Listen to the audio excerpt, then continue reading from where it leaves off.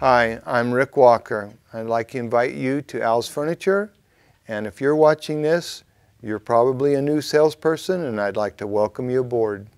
I'm here to tell you a little bit about the history of ALs Furniture since 1968. My dad, pharmacist, my mom, housewife, and they decided they would open an antique store way out McHenry Avenue. So ALs Antiques was born. One of the problems we had in antique business is starving. We were starving to death. My dad would find incredible buys on antiques, mark it up very little to give the customer a good deal, and they'd all think something was wrong with it. So he wanted to find something else to make a good living with. He drove down to Fresno to his cousins that owned an unfinished furniture store. My dad bought a pickup load of unfinished furniture, brought it up to the schoolhouse. All of a sudden, we were in the unfinished furniture business, which was quite unique for Modesto at that time. Back in '68, ALs Furniture was indeed way out McHenry Avenue. As unfinished furniture became a little bit more popular, I left my job at Campbell Soup, came on board here, told my dad if he would give me a chance, I would do everything I could to retire him a wealthy man. And that I accomplished. Over the years, we outgrew the old schoolhouse. My dad went down to the bank, got his first loan. We built the first big metal building that your cash register, your countertop is all over there that you're using now. We decided, since people are coming out here buying unfinished furniture for their waterbeds, why don't we sell waterbeds? So I asked my dad, could I have some square footage and put in some waterbeds? He said, okay. So we brought in about 8 waterbed bedroom sets, the nicest ones I could find. They sold okay. I went back to my dad and said, we just don't have enough to show people. We don't have enough to advertise. So we put in 12 bedroom sets.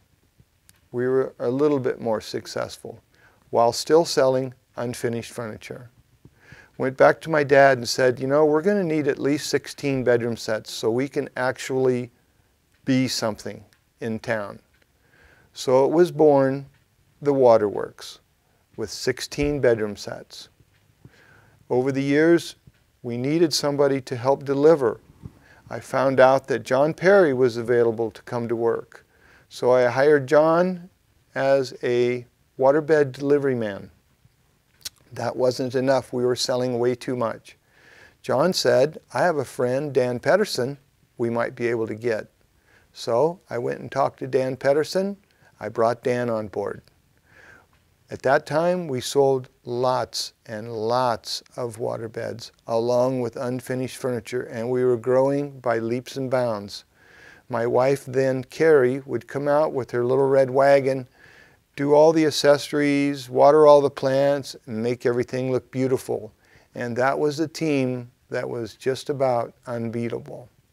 During that time, we needed more warehouse space as we were using the old schoolhouse then because of the roof caving in, and it was just a disaster, the building, too old. So we added the building out back, and that became our warehouse. That worked great for quite a few years. We decided that we needed a little shot in the arm, so we wanted to remodel the schoolhouse. My mom and dad hired Mr. Grover, contractor, to remodel the old schoolhouse. It took all summer long. At the end of summer, we decided on a Sunday, we were closed then, to have a grand opening. We bought enough food for 400 people. We advertised in the paper, Gary advertised on the radio. We opened the doors at noon on Sunday, and by 1:30 we were out of food. So everybody driving by couldn't wait to see what was in that building. It was pretty awesome. We outgrew the building out back with our warehouse as our warehouse and needed more square footage warehouse. We found a building down the street, the old Tri-Valley Cannery. We rented that for several years while looking for dirt so we could build our own building. A few years later, we found an industrial park not far from ALs Furniture, and Carrie and I bought 2 acres and we built the state-of-the-art ALs Distribution Center.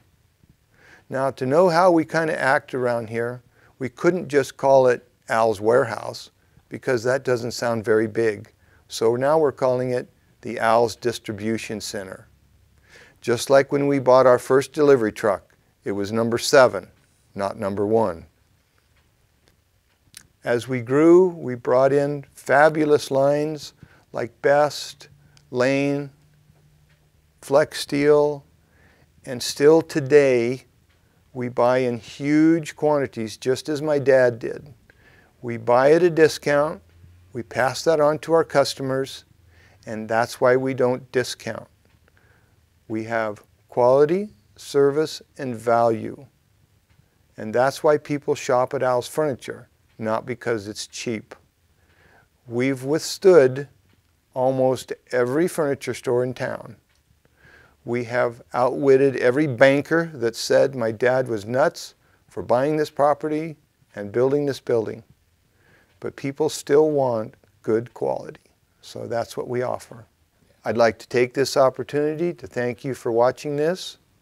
I'd also like to thank Carrie, my business partner, Dan and John, as they will continue this business for years to come. So have a great day. Go get 'em.